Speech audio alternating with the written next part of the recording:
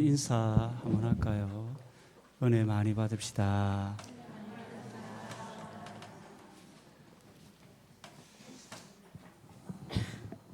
오늘 말씀은 엘리사가 선지자로 세움을 받고 첫 사역을 한 내용을 기록하고 있습니다.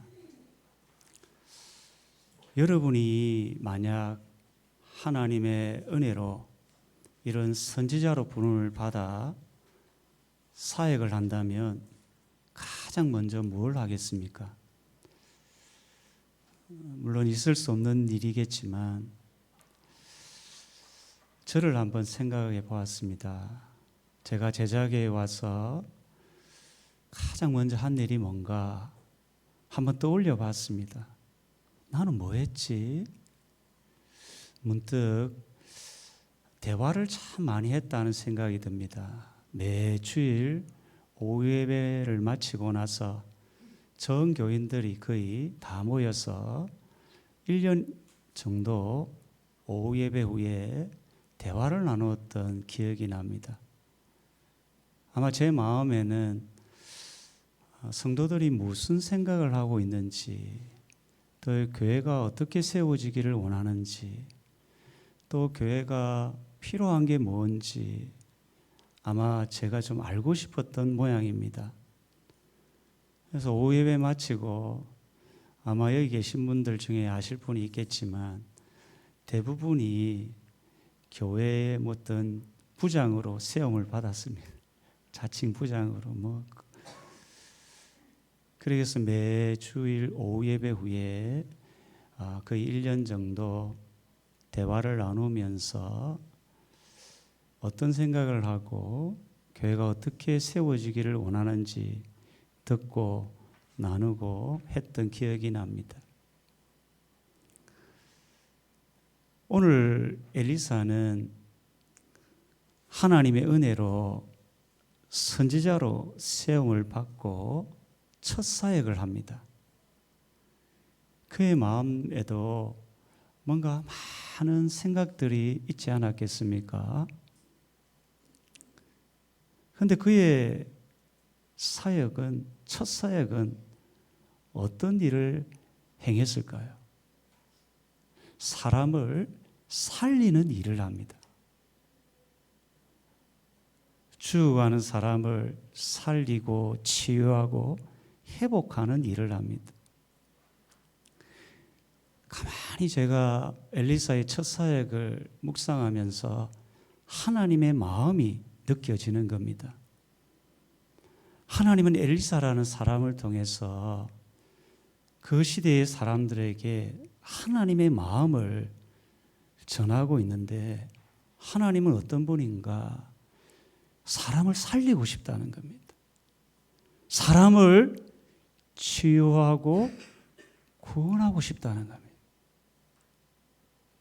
그것을 하나님은 엘리사라는 사람을 통해서 그 시대의 사람들에게 보여주는 겁니다. 지금도 하나님의 마음은 어디에 있을까? 하나님은 지금 어떤 일을 하기를 원하실까? 우리를 통해서 사람을 살리고 치유하고 회복시키는 일이 아닐까라는 생각이 듭니다. 오늘 예배 가운데에 하나님께서 여러분의 영역을 치유하고 회복시키는 은혜가 있기를 바랍니다. 하나님 그걸 원하신다는 겁니다. 하나님은 엘리사를 불러서 그 시대의 사람들을 치유하고 회복하고 구원하시기를 간절히 원한다는 겁니다. 그래서 엘리사가 처음으로 갔던 곳이 여리고입니다. 여리고에서 하나님은 엘리사를 통해 놀라운 치유와 회복의 역사를 이루십니다. 저는 여리고를 생각하면서 제 마음에 이런 생각이 딱 드는 겁니다. 여기는 여리고가 아니지만 하나님의 임재의 장소임은 분명한데 이곳이 하나님께서 치유하시고 회복시켜 주시고 구원해 주시는 영적인 여리고가 되기를 소원합니다. 정말 이곳에서 찬양하다가, 이곳에서 기도하다가, 예배하다가 우리의 인생의 문제가 해결되고 우리의 육신의 질병들이 치유되고 더 나아가 예수 그리스도를 만나 구원을 얻는 역사가 일어나기를 축원합니다.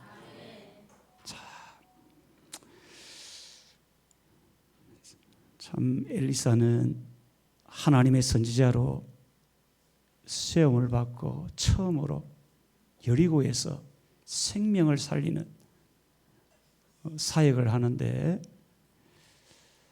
제 마음에는 이런 생각이 듭니다. 여리고 사람들은 도대체 어떻게 이 하나님의 구원, 치유, 회복을 경험했는가? 이런 마음에 질문이 드는 겁니다. 그러면서 성경을 들여다보니까 그 여리고 사람들이 치유되고 회복되고 은혜를 받은 이유 중에 하나 발견했는데 그것은 순종이었다라는 생각이 듭니다. 오늘 19절에 보면 이렇게 시작합니다. 그 성읍 사람들이 엘리사에게 말하되, 이 그 성읍 사람들은 어느 성읍일까요? 여리고 사람들입니다. 우리 18절을 보면 알 수 있는데 우리 주인께서, 이 주인이 누굽니까? 엘리사입니다. 참 엘리사를 주인으로 고백하는 겁니다. 그럼 자기들은 뭐가 됩니까? 종이 되죠. 아주 겸손한 마음으로 엘리사에게 가는 겁니다. 그래서 엘리사에게 이 성읍의 위치는 좋으나 물이 나쁨으로, 자, 여기서 여리고라는 지역의 특징을 보여주는 표현을 지금 하고 있습니다. 여리고는 향기로운 곳, 종려나무가 많은 곳이었습니다. 그래서 겉으로 보기에는 아주 사람이 살기 좋은 도시였습니다. 요즘으로 이야기하면 사람들이 잘 모이는 화려한 곳, 눈으로 보기에 아주 멋진 대도시를 이제 연상할 수가 있습니다. 그런 곳에 사람이 모이지 않습니까? 그런 곳이 여리고였습니다. 그곳에 사람들이 많이 모이게 되었는데 문제가 있습니다. 뭡니까?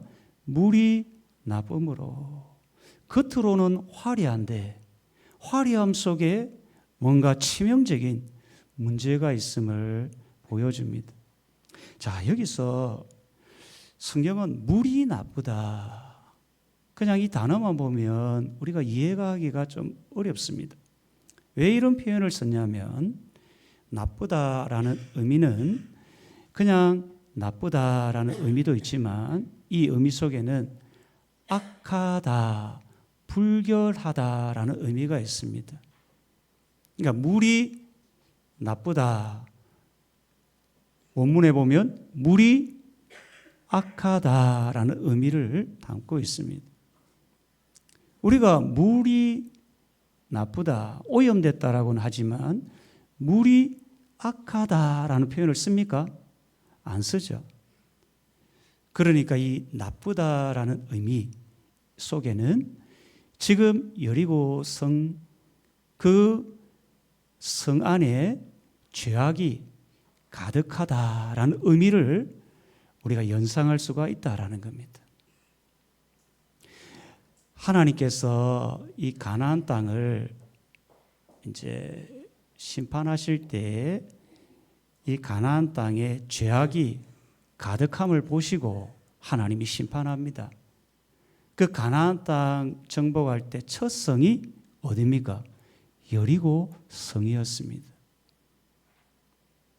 그 여리고 성은 여호수아가 하나님의 심판으로 정복하고, 그리고 여호수아가 하는 말이 누구든지 이 성을 건축하면 저주를 받을 것이라고 이야기합니다.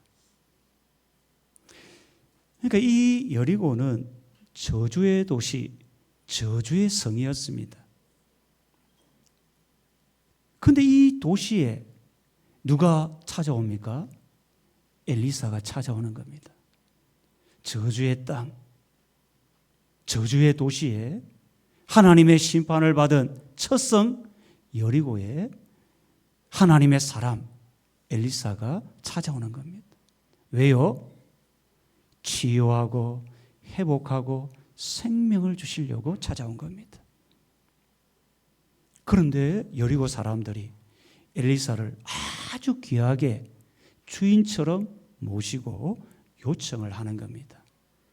이 성읍은 위치는 좋으나 물이 나쁘다는 겁니다.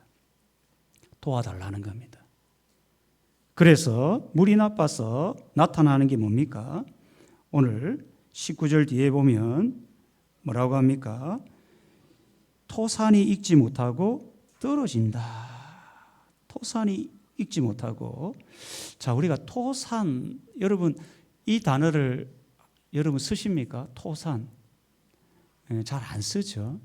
그래서 성경의 단어들이 우리에게 익숙하지 않은 단어들이 있기 때문에 이 의미를 우리가 좀 살펴보아야 합니다. 토산은 땅에서 나는 농산물을 1차적으로 뜻합니다. 그래서 농산물이 물이 나빠서 농산물이 제대로 익지 못하고 열매를 거두지 못하는 상황이 됩니다. 여리고 사람들이 삶이 힘든 겁니다. 그리고 이 토산이라는 의미는 그 땅에 사는 사람들이라는 의미도 있습니다. 그래서 그 땅에 사는 사람들이 뭐 하다는 겁니까? 익지 못하고 떨어진다. 이게 무슨 말일까요, 여러분? 사람들이 어떤 생명이 제대로 익지 못하고 떨어진다. 여자들이요, 이게 무슨 뜻입니까? 유산한다는 겁니다.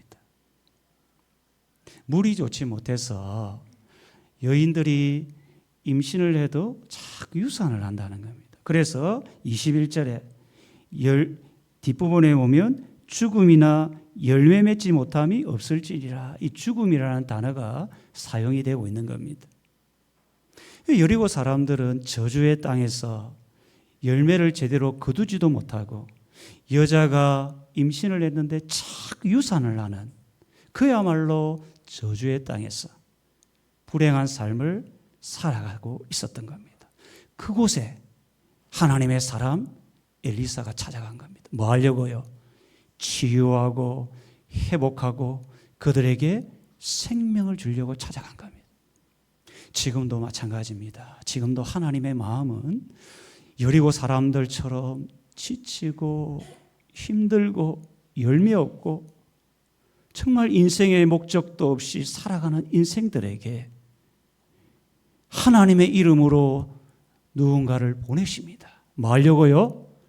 치유하고 회복시키고 구원하고 생명을 주려고 엘리사처럼 하나님이 보내시는 겁니다. 그래서 이 사람들이 엘리사에게 요청했을 때 엘리사는 그 요청을 받아줍니다. 그래서 사람들에게 말합니다. 새 그릇에 소금을 담아 가져오라고 합니다. 여러분, 농사를 짓는 사람 한번 생각해 봅시다. 농산물이 잘 되려면 땅에다가 소금을 뿌리면 어떻게 됩니까? 농사 안 해봤습니까? 소금을 뿌리면 더 농사가 안 되는 겁니다. 무슨 말입니까? 물론 이 소금이라는 단어가 구약 성경에 제물을 드릴 때마다 소금을 쳐서 성결하게 하라는 의미도 있습니다. 이 소금이라는 소금 언약이라는 표현이 나오는 겁니다. 그런데 여기서 분명히 물이 나쁨으로 소금을 가져오라 합니다. 그런데 여리고 사람들 입장에서는 소금을 치면 더 농작물이 안 되는 겁니다. 생각이 많은 사람 어떻게 하겠습니까? 농사에 지식이 많은 사람 어떻게 하겠습니까? 순종하겠습니까? 하기가 어려운 겁니다. 그런데 여리고 사람들 어떻게 합니까? 20절 뒷부분에 보면 곧 가져간지라. 성경은 특별히 이 부사 하나를 사용합니다. 자, 우리가 신앙생활할 때 신앙은 머리로 하는 게 아닙니다. 제가 어릴 때 우리 교회 성도님들은 참 지식 수준이 좀 낮았습니다. 중학교 나오면 참 공부를 많이 하신 분이었어요. 고등학교 나오면 대단한 분이었습니다. 대부분 초등학교를 졸업했던 분이 많았습니다. 그분들은 신앙생활을 제가 어릴 때 보니까 머리로 하는 사람이 없더라고요.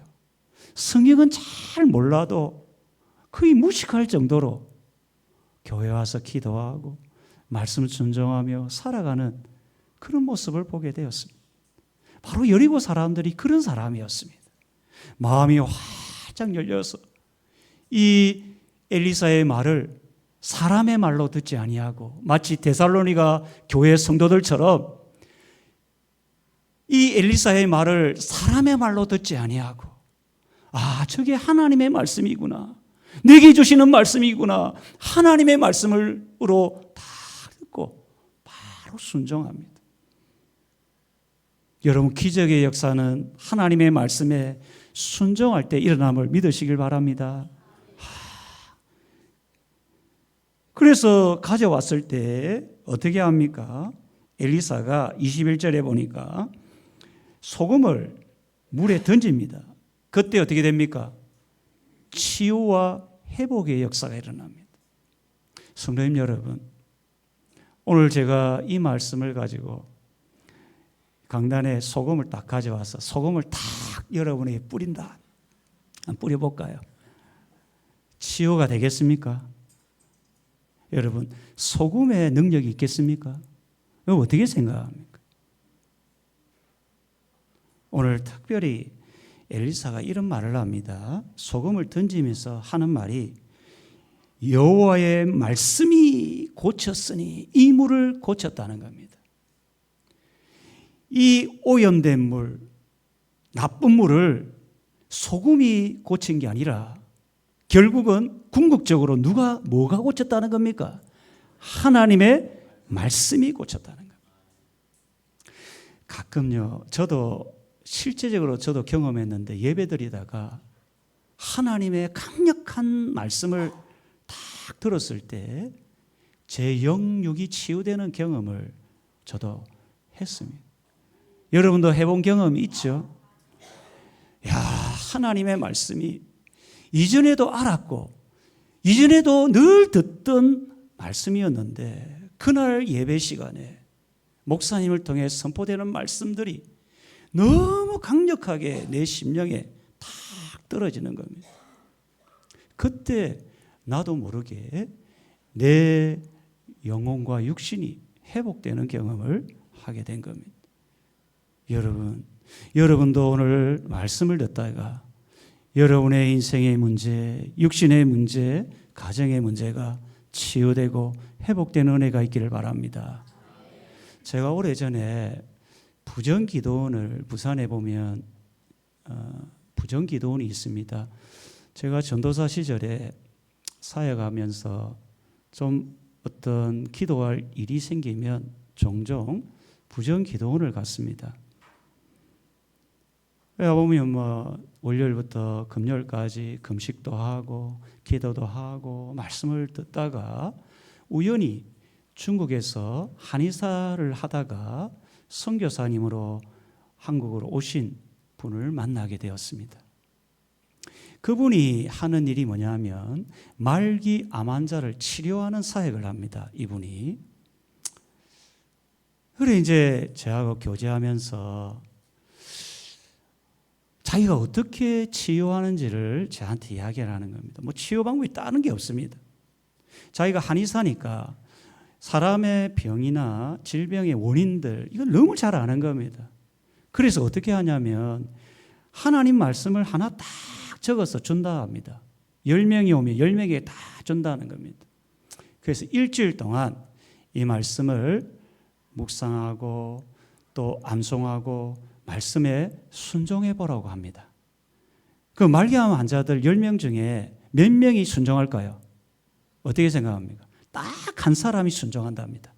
일주일 동안 하나님 말씀을 잊지 않고 읽고 묵상하고 암송하고 그 말씀대로 살려고 일주일 내내 순종하는 사람은 딱 한 사람이 있답니다. 보편적으로. 근데 놀라운 것은 그 사람이 치유가 된다는 겁니다. 야, 물론 그 사람 이야기를 제가 전하는 겁니다. 제가 무슨 이야기를 하고 싶냐면 하나님 말씀 자체는 살았고 운동력이 있다는 겁니다. 하나님의 말씀은 살아있는 말씀이고 그 말씀이 우리 마음밭에 떨어지면 말씀은 그냥 그대로 있는 것이 아니라 이 말씀이 우리의 영혼과 육신을 치유하기 시작한다는 겁니다. 그래서 수많은 사람들이 하나님의 말씀을 듣다가 목사님, 내가 치유가 됐습니다. 나의 그동안 해결되지 않는 죄 문제가 말씀을 듣다가 치유가 되었습니다. 또 어떤 분들은 하나님의 말씀을 듣다가 내 육신의 질병이 치유가 되었습니다. 이런 고백을 제가 종종 듣게 되었습니다. 성도님 여러분, 여리고 사람들은 저주의 땅에서 물이 나빠서 농산물도 얻지 못하고 계속 유산하는 그런 힘든 삶을 살아갔던 사람들입니다. 오늘날 우리 현대인들처럼 참 삶이 고달픈 인생을 살아갔던 사람입니다. 그런 사람들에게 하나님이 엘리사를 보내어서 치유하시고 회복시켜 주시고 구원해 주시는 은혜를 주셨다는 겁니다. 지금도 하나님은 여러분에게 치유하시고 회복시켜 주시고 은혜 베푸시기를 원하십니다.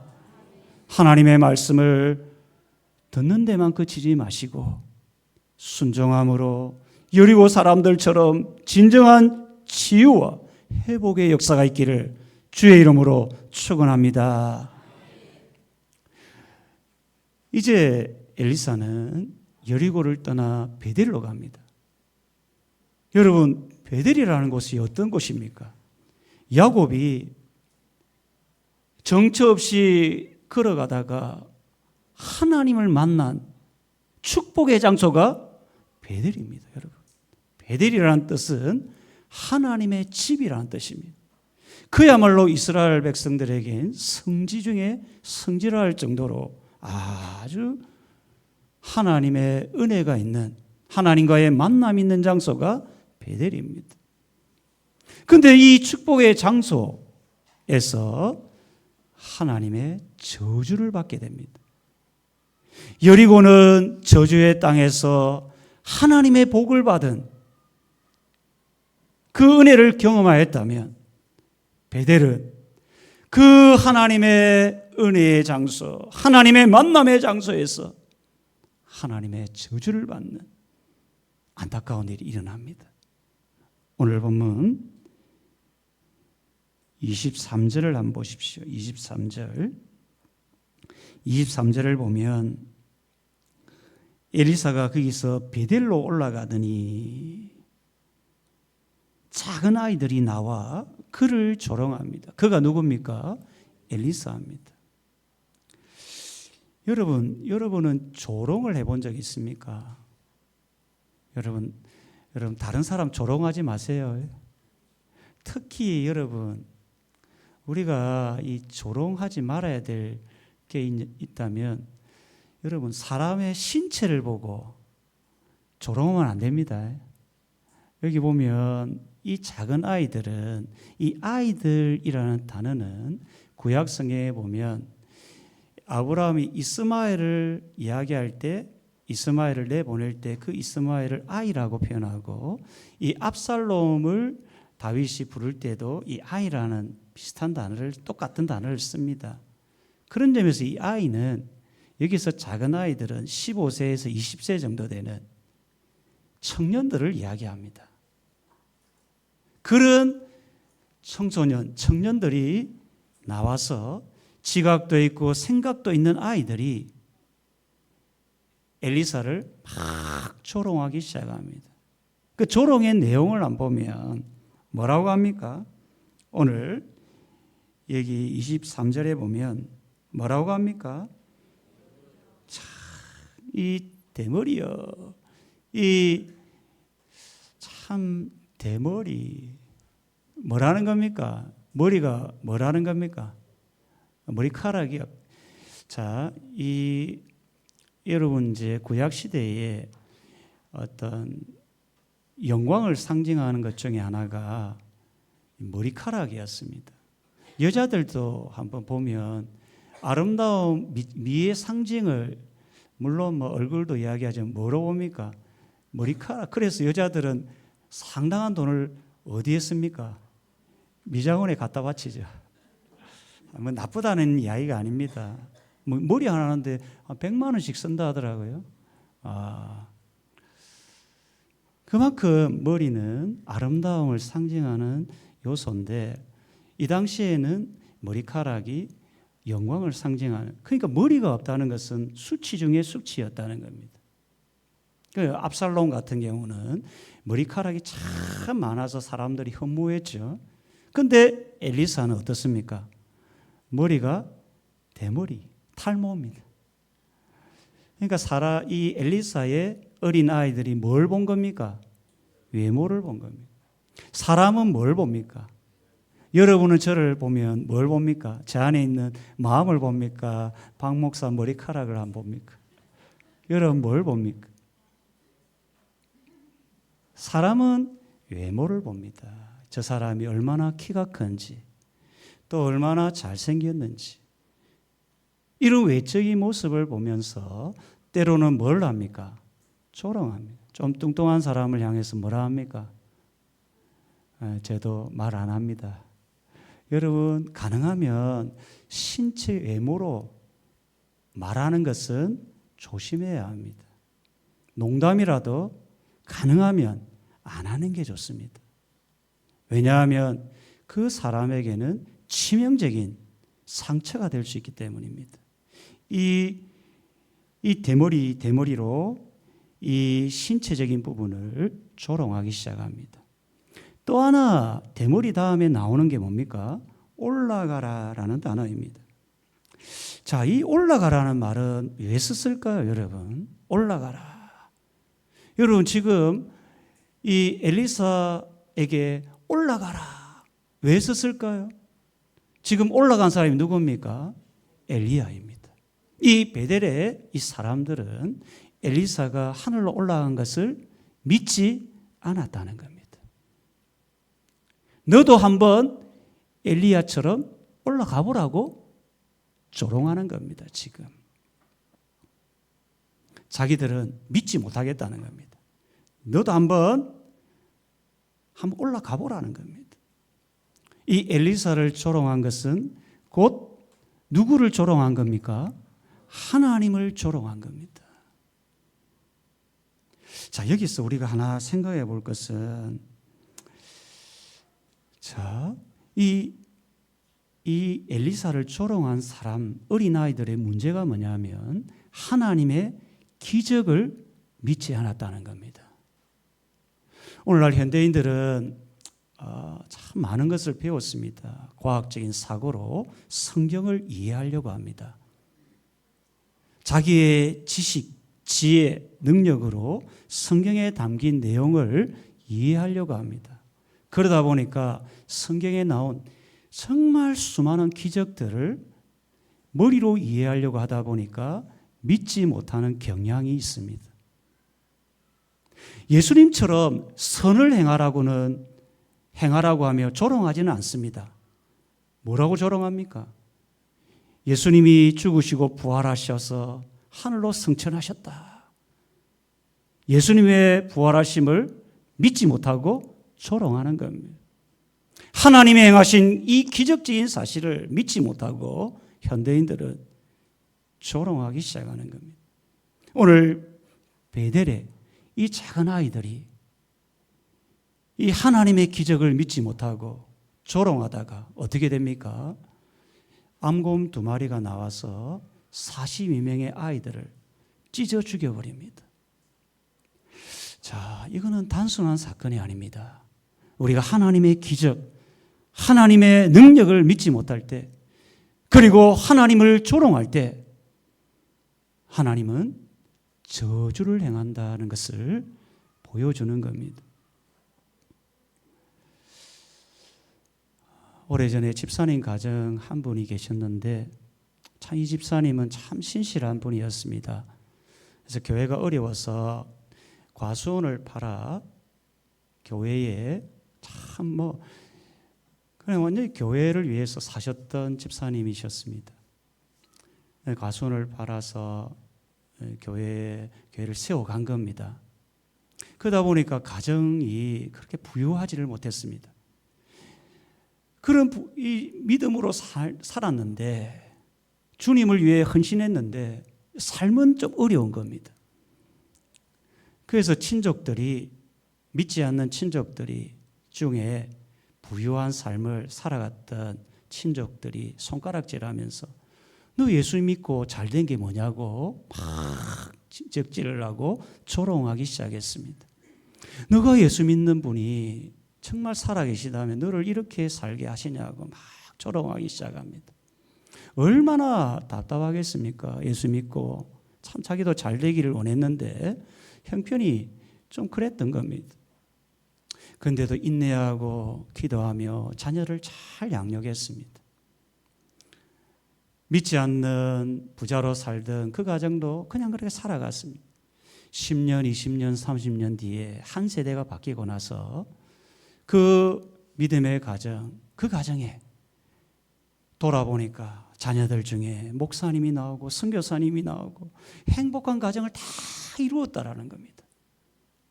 그런데 그 자기에게 손가락질하고 막 조롱했던 그 가정은 다 불행한 가정으로 그렇게 살더라는 겁니다.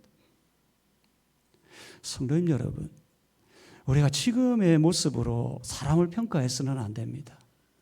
여리고 사람은 그들은 참 저주의 땅에서 살다가 고난 가운데 살다가 하나님의 사람 엘리사를 통해 하나님의 은혜와 복을 누리게 되었고, 베델의 사람들은 축복의 땅에서 하나님의 복을 받아 자녀들이 42명 이상 동안 아이들이 많은 축복을 받았는데 하나님의 말씀에 불순종함으로 그 축복의 땅이 저주의 땅으로 바뀐 겁니다.